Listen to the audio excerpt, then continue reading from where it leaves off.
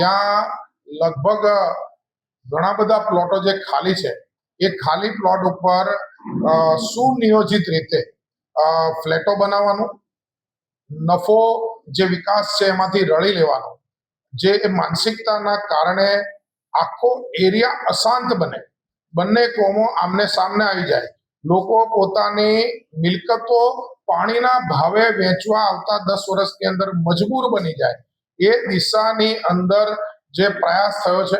મેં વારંવાર દરેક કલેક્ટર કમિશનરની કચેરીની અંદર આ સંકલનની અંદર મેં આનો વિરોધ કર્યો છે. જે ત્યાં આગળ પામ જુમેરા હોય, પટેલ ટ્રાવેલ્સ વાળું જે બિલ્ડિંગ હતું, જે પણ હવે અશાંતને બાજુમાં મૂકી ત્યાં કોઈ પણ મેળાપીપણા નીચે એની અશાંતની પરમિશન લઈ લીધી છે. હકીકતમાં હવે વિવાદિત થઈ ગઈ, હવે એ તકરારી થઈને બંધ થઈ છે.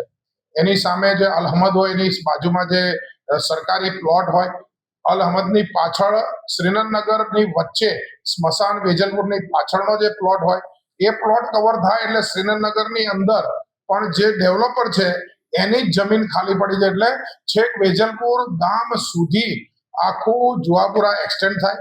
જે રીતે ત્યાંથી ઓર્કિડ વુડ કરીને ફ્લેટ છે, એ ઓર્કિડ વુડ ફ્લેટ જે રેલવેના પાટા સુધી આવેલો છે, તો એ પાટાની અંદર પણ 9મા માળે ફ્લેટ ખરીદીને ત્યાં પણ આજુબાજુમાં જે ઓફર આપવાનો, તો જે આખો મત વિસ્તાર છેક પાટા સુધી આવતા 10-15 વર્ષની અંદર એ જુહાપુરા એક્સટેન્શન થઈ જાય.